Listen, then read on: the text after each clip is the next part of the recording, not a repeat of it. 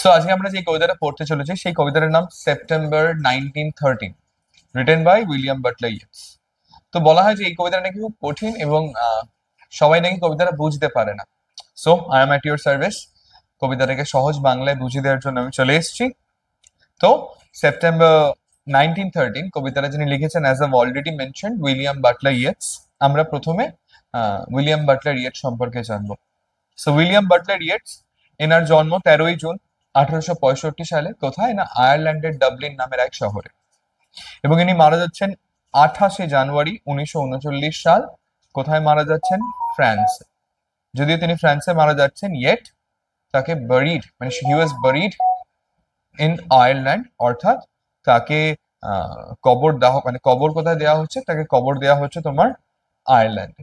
তো এটা তার born and death time. And then identity সম্পর্কে বলতে গেলে আমাদের বলতে হবে that he was one of the greatest English language poets of the 20th century. বিংশ শতকের যত ইংরেজি কবি, মানে ইংরেজ কবি আসছেন, স্পেশালি মানে যারা ইংরেজি সাহিত্য চর্চা করছেন, তাদের মধ্যে অন্যতম সেরা কবির নাম উইলিয়াম বাটলার ইয়েটস। এবং আমরা আই গেস সেকেন্ড কামিং বলে একটা কবিতা ক্লাস 11-এ পড়ছি, যেই কবিতাটা উইলিয়াম বাটলার ইয়েটস এরই লেখা। He was an Irish poet, and beside being a poet he was an Irish nationalist. Irish nationalist মানে হচ্ছে তোমার আইরিশ জাতীয়তাবাদী, ঠিক আছে, আয়ারল্যান্ডের একজন জাতীয়তাবাদী। তার সাথে সাথে হি ওয়াজ এ স্পিরিচুয়াল থিঙ্কার, আধ্যাত্মিক যিনি ভাবনা করেন। এবং he was a Nobel prize winner as well in literature. সাহিত্যে তিনি নোবেল প্রাইজ পান। কত সালে পান? না, 1923 সালে। Now my question for you would be কে নোবেল প্রাইজ রবীন্দ্রনাথ ঠাকুরও পেয়েছিল for his book songs offerings. কত সালে পেয়েছিল? Do you know? ঠিক আছে। অ্যাবাউট দ্য পোয়েম, তো কবিতাটা সম্পর্কে পরে থেকে আমি বলবো। যে কবিতাটা ফার্স্ট পাবলিশ হয় কত সালে?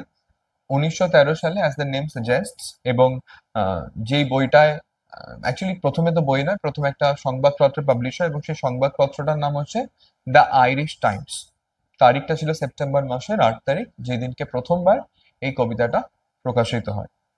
পরবর্তীকালে এই কবিতাটা উইলিয়াম বাটলার ইয়েটসেরই একটা কালেকশন, যেই কালেকশনটার নাম হচ্ছে রেসপন্সিবিলিটিস অ্যান্ড আদার পোয়েমস, যেই কালেকশনটা পাবলিশ হয়েছিল 1914 সালে, সেই কালেকশনে ইনক্লুডেড হয়। তাহলে যে প্রথম বছর পাবলিশ হয়, 1913 সালে প্রথমবার পাবলিশ হয় দ্য আইরিশ টাইমস নামের এক ম্যাগাজিনে, একটা নিউজ পেপারে। অ্যান্ড দেন তার পরের বছর রেসপন্সিবিলিটিস অ্যান্ড আদার পোয়েমস হচ্ছে উইলিয়াম বাটলার ইয়েটসের নিজস্ব কালেকশন অফ পোয়েমস, যেটা 1914 সালে পাবলিশ হয়। সেই গ্রন্থটাতে এই কবিতাটাকে ইনক্লুড করা হয়।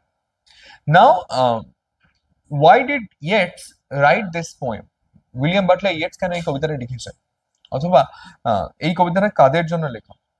তো দেখো, আইরিশ জাতীয়তাবাদ যখন দুর্বল হয়ে পড়ে, basically UK, United kingdom captured Ireland, ঠিক আছে। এবং আমাদের এখানকার মতোই আর কি, ইন্ডিয়াও যেমন was captured by the British, Ireland was also captured by the British. এবং ওই যে পরাধীনতা থেকে মুক্তি পাওয়ার জন্য বা স্বাধীন হওয়ার জন্য একটা জাতীয়তাবাদের প্রয়োজন না মানুষের মধ্যে। মানুষ একসময় না ধাতস্থ হয়ে যায়, লাইক পরাধীন থাকতে থাকতে সেই পরাধীনতাই তাদের ভালো লাগতে শুরু করে। এবং কি হলো, মানুষের মধ্যে জাতীয়তাবাদ কমতে শুরু করলো। যখন উইলিয়াম বাটলার ইয়েটস দেখলো যে মানুষের মধ্যে জাতীয়তাবাদটা কমে যাচ্ছে দিন দিন, তখন উইলিয়াম বাটলার ইয়েটস একটা মোটিভেশনাল পোয়েম বলতে পারি, বা এটা সোসাইটির মানুষদেরকে একটু মক করে বা ব্যঙ্গ করে লিখলো কবিতাটা, ঠিক আছে। এবং এই কবিতাটার প্রেক্ষাপট আমরা যদি বলি, তাহলে আমরা বলবো যে ডাবলিন লকআউট একটা ইভেন্ট আছে, যে ইভেন্টটা অগস্ট মাসে 1913 সালে শুরু হয় এবং 1914 সালে জানুয়ারি মাস অব্দি চলে। এই ডাবলিন লকআউট কিন্তু এই যে মানুষ যে স্বাধীন হওয়ার যে ভাবনা, সেই ভাবনা থেকে সরে আসছে, ডাবলিন লকআউট তার অন্যতম উদাহরণ। এবারে ডাবলিন লকআউট ব্যাপারটা কি? আচ্ছা, ধরা ইংরেজিতে একটা টার্ম আছে, সেই টার্মটা শুনেছিস, elephant in the room. So এই যে ইডিয়ামটা এলিফ্যান্ট ইন দ্য রুম, এটার অ্যাকচুয়াল মানেটা কি? এটার মানে হচ্ছে যে একটা বড় কোনো প্রবলেম, যেই প্রবলেমটার ব্যাপারে কোনো মানুষ ডিসকাস করছে না, because people are busy with smaller problems of life. এখানে ওই ডাবলিন লকআউটটা ব্যাপারটা হচ্ছে এমন যে ওই কিছু শ্রমিক সম্প্রদায়, হ্যাঁ, ওয়ার্কার্স যারা আছে, সেই ওয়ার্কার্সদের কিছু দাবি মিলের মালিকদের প্রতি, বিজনেসম্যানদের প্রতি, এবং বিজনেসম্যানরা সেই দাবিকে খারিজ করে দিচ্ছে, বাইরে থেকে লোকজন এনে কাজ করাচ্ছে, মানুষ হয়ে পড়ছে ধর চাকরিহীন। এবং এই যে যারা ব্যবসায়ী সম্প্রদায়, ওয়ার্কার সম্প্রদায়ের এই বিরোধিতা করার জন্য বা ওই অনেক সময় বন্ধ ডাকে দেখিস না, তো আয়ারল্যান্ডে ওই ওয়ার্কার্স যে সম্প্রদায়, শ্রমিক সম্প্রদায়, তারা বন্ধ ডাকছে যে আমাদের দাবি মেনে না নিলে কাজ হবে না। অ্যান্ড মালিক সম্প্রদায় বি লাইক কে ঠিক আছে, কাজ হবে না যখন, মানে তোমরা যখন কাজ করছো না, আমরা বাইরে থেকে ওয়ার্কার্স ইম্পোর্ট করে আনছি এবং তাদেরকে দিয়ে কাজ করাবো। এর ফলে কি হচ্ছে, যে সমস্ত ওয়ার্কার্সরা তারা আর কি যারা আন্দোলন করছিল, তারা না খেতে পেয়ে মারা যায়। ঠিক আছে। এবং দের ইজ অ্যান ইনস্টেন্স যেখানে আমরা দেখবো যে একটা কলিশনে 400 মানুষ প্রায় আহত হয়, 2জন মারা যায়। তো এরকম সিনারিও আমরা দেখবো। তাহলে দেখ, যেই দেশের মানুষের একমাত্র ভাবনা হওয়া উচিত যে দেশকে কিভাবে স্বাধীন করব, তারা নিজেদের মধ্যেই ঝামেলায়, নিজেদের মধ্যেই দ্বন্দ্বে পড়ে আছে। এবং এছাড়াও দেখবো যে আইরিশ যে সোসাইটি, সেই সোসাইটিটা দুটো ভাগে ভাগ হয়ে যাচ্ছে। একটাকে বলা হচ্ছে আইডিয়ালিস্ট, একটাকে বলা হচ্ছে ন্যাশনালিস্ট। এবারে আইডিয়ালিস্ট মানে আদর্শবাদী। ঠিক আছে। আমরা অলরেডি কিছু আদর্শবাদী তো এই রিসেন্ট টাইমস ও কাশ্মীর হামলার পরে দেখলাম।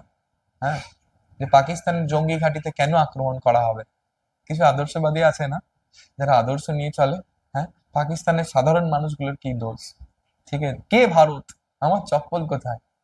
সো এরকম একদল যারা আদর্শবাদী আর একদল যারা জাতীয়তাবাদী, যারা চায় যে আয়ারল্যান্ড স্বাধীন হোক ফ্রম দ্য ব্রিটিশ, ইউকে থেকে।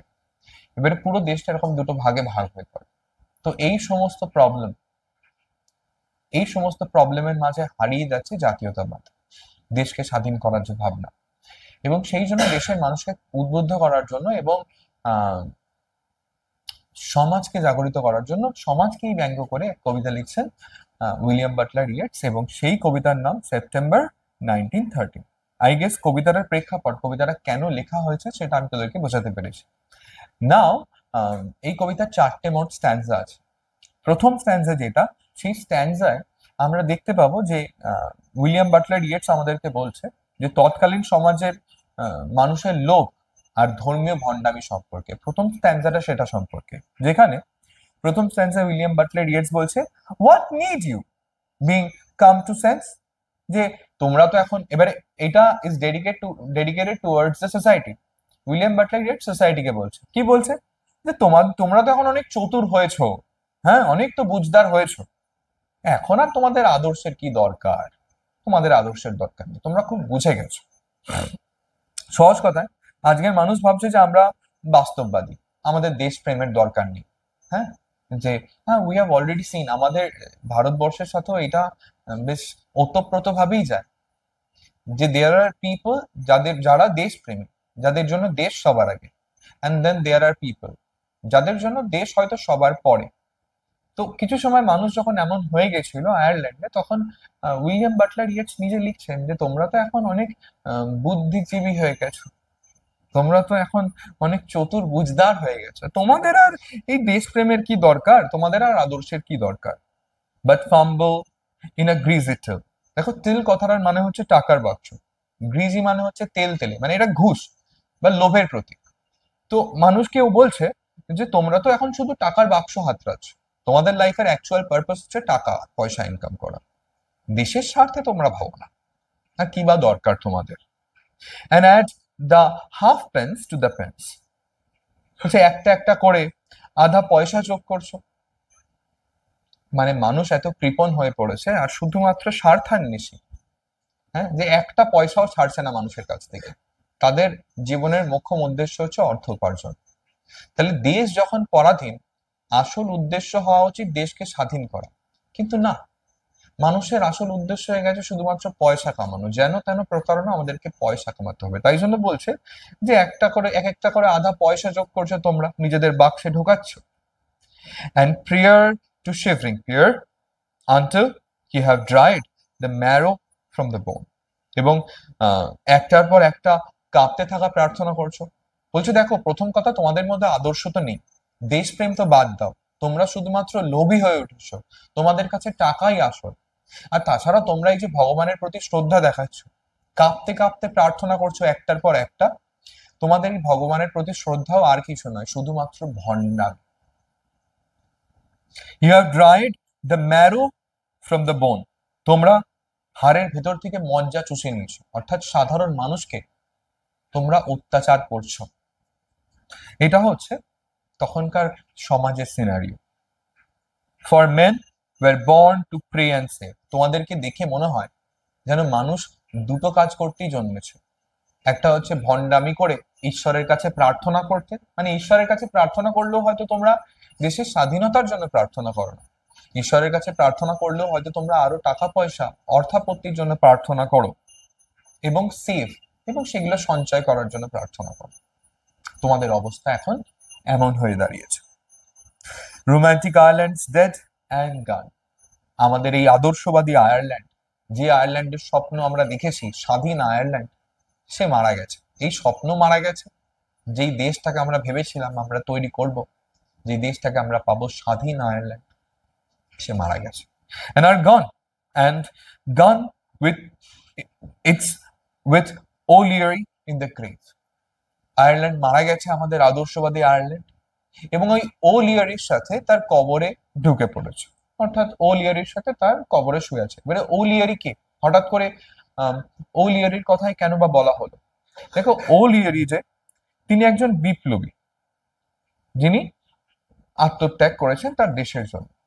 তো বিপ্লবী যেমন মারা গেছেন, বিপ্লবীর সাথে সাথে সেই বিপ্লবীর স্বপ্ন, এক আদর্শবাদী দেশের, সেই স্বপ্নটাও মারা গেছে বিপ্লবীর কবরে। সেই স্বপ্ন বিপ্লবীর সাথে শুয়ে আছে। তাহলে প্রথম স্ট্যান্সে আমরা দেখলাম যে মানুষ এখন আর জাতীয়তাবাদী নেই, মানুষ এখন আর দেশের স্বার্থে কাজ করে না, মানুষ তার স্বার্থে কাজ করে, নিজের স্বার্থে কাজ করে। তারা শুধুমাত্র টাকা গোছায়, তারা ঈশ্বরের কাছে যে প্রার্থনা করে সেই প্রার্থনাও আর কিছু নয়, শুধুমাত্র ভণ্ডামি। তারা মানুষের হাড় থেকে মজ্জা শুষে নেয়, কথাটার মানে মানুষকে একেবারে কি বলবো, শেষ বিন্দু অব্দি চুষে নেয়। হ্যাঁ, এবং তিনি বলছেন যে আমরা যে আয়ারল্যান্ডের স্বপ্ন দেখেছিলাম, সেই স্বপ্ন ওলিয়ারির সাথে তার কবরে চলে গেছে, আর সেই আয়ারল্যান্ড আমরা পাবো না। আচ্ছা, এবারে সেকেন্ড স্ট্যান্সা আমরা দেখবো যে অতীতের বিপ্লবীরা কেমন ছিলেন। উইলিয়াম বাটলার ইয়েটস কি বলছেন? Yet they were of a different kind, ওরা কিন্তু অন্য রকমের ছিল। আচ্ছা, এখানে ওরা বলতে কাদের কথা বলা হয়েছে? এখানে ওরা বলতে অতীতের বিপ্লবীদের কথা বলা হয়েছে। The names that stilled your childish play, সেই নামগুলো, যে নামগুলো শুনে শিশুদের খেলা বন্ধ হয়ে যাচ্ছে। আমাদের ভারতবর্ষে এমন অনেক বিপ্লবী আছে যাদের নাম শুনলে আমরা এখনো আজও থমকে যাই। কখনো ভগৎ সিং এর নাম শুনলে, কখনো নেতাজির নাম শুনলে আমরা সেখানেই থমকে যাই। বলছে তারা আলাদা ছিল, তাদের নাম শুনলে বাচ্চারা তাদের খেলা বন্ধ করে দিত। They have gone about the world like wind, সারা পৃথিবীতে তাদের নাম ছড়িয়েছিল। শুধুমাত্র এমন নয় যে আমাদের দেশে যে বিপ্লবী, তাদের নাম শুধুমাত্র যে আয়ারল্যান্ডেই ছিল এমন নয়, সারা পৃথিবীতে তারা তাদের নাম করেছিল তাদের সাহসিকতার দ্বারা, তাদের বিপ্লবী মনোভাবনার দ্বারা। তারা আলাদা ছিল। But little time had they to pray, তারা শুধুমাত্র দেশের জন্যই কাজ করত। তাই ওই ভণ্ড শ্রদ্ধা ঈশ্বরের প্রতি, ভণ্ড প্রার্থনা করার সময় তাদের কাছে ছিল না। তারা শুধুমাত্র দেশের সাথে কাজ করত। ফর হুম দ্য হ্যাংম্যানস রোপ ওয়াজ স্পন, যাদের জন্য ফাঁসির দড়ি তৈরি হয়েছিল। এই কথাটার মানে হচ্ছে যে যারা বিপ্লবী ছিল তারা খুব ভালো করে জানতো বিপ্লবের পথ সমান মৃত্যুর পথ। বিপ্লবের পথে নামা, ইউকে তার এগেনস্টে বিপ্লব করা বা স্বাধীনতা আন্দোলন করা, এর মানে নিজের মৃত্যুকে জড়িয়ে থাকা। কিন্তু তারপরেও তারা ভয় পায়নি। তাই বলছে যাদের জন্য ফাঁসির দড়ি তৈরি হয়েছিল, and what God help us could they save, মনে একটাই প্রশ্ন আসে, এমন মহান বিপ্লবীরা তারা কাদের জন্য লড়েছিল? তারা কি বাঁচিয়েছে? কাদেরকে বাঁচিয়েছে তারা? আমার আশেপাশের এই স্বার্থপর মানুষগুলোকে বাঁচিয়েছে তারা? এদের জন্য বিপ্লবীরা তাদের প্রাণ দিয়েছে? রোমান্টিক আয়ারল্যান্ড ডেড অ্যান্ড গান, আমাদের আদর্শবাদী আয়ারল্যান্ড, সে আয়ারল্যান্ড মারা গেছে আর চলে গেছে। ইটস উইথ ওলিয়ারি দ্য গ্রেভ, কার সাথে চলে গেছে? না, ওলিয়ারির সাথে চলে গেছে তার কবরে। ওলিয়ারির সাথে সাথে আমাদের দেশের যে বিপ্লবী ভাবনা, স্বাধীনতার যে ইচ্ছা, সবটা মারা গেছে। স্ট্যান্সা 3, এই স্ট্যান্সায় আমরা মহান বিপ্লবীদের আত্মত্যাগের কথা পড়ব। দেখো কি বলছে, was it for this the wild geese spread, বলছে এই জন্যই কি বন্য হাঁসেরা তাদের ডানা ছড়িয়েছিল। আচ্ছা, বন্য হাঁস মানে এখানে এমন বিপ্লবীদের কথা বলা হচ্ছে যারা দেশকে স্বাধীন করার জন্য দেশ ছেড়েছিল। দেখো, দেশকে স্বাধীন করার জন্য যে সর্বদা দেশের মধ্যে থাকতে হবে এমন নয়। ভারতবর্ষে এমন বিপ্লবীও আছে যারা দেশকে স্বাধীন করার উদ্দেশ্যে দেশ ত্যাগ করেছিল। তাই বলছে যে এই জন্যই কি সেই বিপ্লবীরা দেশ ত্যাগ করেছিল। দ্য গ্রে উইং আপন এভরি টাইড, তারা সাগর পেরিয়ে যাত্রা করেছিল ধূসর ঢানা মেলে। দেয়ার আর সেভারাল দেশপ্রেম যারা সমুদ্র পেরিয়ে অন্য দেশে গিয়ে নিজের দেশের জন্য অস্ত্র শস্ত্র ব্যবস্থা করেছিল। আচ্ছা, তারা কি এই দিনটা দেখার জন্য এই বিপ্লব করেছিল, এই যাত্রা করেছিল? For this that all that blood was shed, এমন দিন দেখার জন্যই কি তারা তাদের রক্ত ঝরিয়েছিল? For this Edward Fitzgerald died, এমন দিন দেখার জন্য এডওয়ার্ড ফিটজেরাল্ড, যিনি একজন বিপ্লবী, তিনি মারা গেছিলেন এমন আয়ারল্যান্ড দেখার জন্য যে আয়ারল্যান্ড এত স্বার্থপর। And Robert Emmet and Wolfe Tone, এরা সকলে কি এই দিনটা দেখার জন্য মারা গেছিল? All that delirium of the brave, এই যে তারা সাহসিকতা দেখিয়েছিল, তারা যে সাহসিকতা দেখিয়েছিল পরাধীনতার বিরুদ্ধে, তাদের সাহসিকতা কি শুধুমাত্রই পাগলামি, ডিলেরিয়াম ছিল? না। রোমান্টিক আয়ারল্যান্ডস ডেড অ্যান্ড গান, আমাদের আদর্শবাদী দেশ আয়ারল্যান্ড, সে আর বেঁচে নেই, সে মারা গেছে। It's with O'Leary in the grave, চলে গেছে সে ওলিয়ারির সাথে তার কবর। লাস্ট স্ট্যান্সা, যেই স্ট্যান্সায় আজকের সমাজের ব্যঙ্গ এবং ভ্রষ্ট দৃষ্টিভঙ্গির কথা উইলিয়াম বাটলার ইয়েটস আমাদেরকে বলছেন, এবং বলছেন, yet could we turn the years again, আমরা যদি আবার আগেকার দিন ফিরিয়ে আনতে পারতাম। আগেকার দিন মানে বিপ্লবীদের সময়, যখন প্রকৃত দেশপ্রেমী ছিল, যদি ওই সময় ফিরিয়ে আনতে পারতাম। And call those exiles as they were, যদি সেই নির্বাসিত বিপ্লবীদের প্রকৃত রূপে ডেকে আনতে পারতাম আমরা, কত ভালো হতো। যেই বিপ্লবীরা মারা গেছে, যেই বিপ্লবীদেরকে আমরা ভুলিয়ে দিয়েছি, তাদেরকে যদি আবার ফিরিয়ে আনতে পারতাম, তাহলে হয়তো দেশটা স্বাধীন হতো। কি ভালো হতো যদি সেই বিপ্লবীদেরকে ফিরিয়ে আনতে পারতাম। In all their loneliness and pain, তাদের একাকিত্ব ও যন্ত্রণার মাঝেই ফিরিয়ে আনতাম। দেখো, বিপ্লবীরা যারা প্রাণ দিয়েছে দেশের জন্য, তারা একাকী প্রাণ দিয়েছে, তারা মনে অনেক যন্ত্রণা নিয়ে প্রাণ দিয়েছে। সেই একাকিত্ব যন্ত্রণার সাথেই যদি তাদেরকে ফিরিয়ে আনতে পারতাম, তাহলে হয়তো দেশটা স্বাধীন হতো। ইউড ক্রাই, তাদের সাহসিকতা দেখে তোমরা, এই যে এখনকার যুবকরা হয়তো বলতে, some woman's yellow hair has maddened every mother son, যে কোনো নারীর প্রেমে পড়ে ওরা পাগল হয়েছিল। আগেকার যে বিপ্লবী, তাদের মধ্যে যে উন্মাদনা দেশকে স্বাধীন করার, সেই উন্মাদনা তোমরা সাধারণ লোকেরা, স্বার্থপর স্বার্থান্বেষী মানুষেরা কল্পনা করতে পারবে না। ওদের ওই বিপ্লবীদের উন্মাদনা পাগলামি দেখলে তোমাদের মনে হবে যারা কোনো নারীর প্রেমে পড়ে এরা পাগল হয়ে গেছে, কিন্তু আসলে এরা নারীর প্রেমে নয়, এরা দেশের প্রেমে পড়ে পাগল হয়েছিল। ওদের যে পাগলামি, ওদের যে দেশপ্রেম, সেটা ভাবার ক্ষমতাও তোমাদের নেই। They weighed so lightly what they have, তারা দেশের স্বার্থে যা দিয়েছে তা নিয়ে কখনো চিন্তা করেনি, কখনো ভেবে দেখেনি প্রাণ দেব কি দেব না, তারা দিয়েছে। But let them be, they are dead and gone, তবে থাক, ওরা তো চলে গেছে, চলে যাক। এই দেশে ওদেরকে আর ফিরতে হবে না। ওরা এই দেশে যদি ফিরে আসতো, ওদের কষ্ট হতো দেখে, মায়া হতো কোন দেশের জন্য তারা প্রাণ দিয়েছে। দে আর with O'Leary in the grave, দেশের সাথে সাথে ওই বিপ্লবীগুলো, ওই উন্মাদ দেশপ্রেমী বিপ্লবীগুলো ওলিয়ারির সাথে তার গ্রেভ, তার কবরে শুয়ে পড়েছে। এবং এখানেই আমাদের কবিতা শেষ হয়ে যাচ্ছে।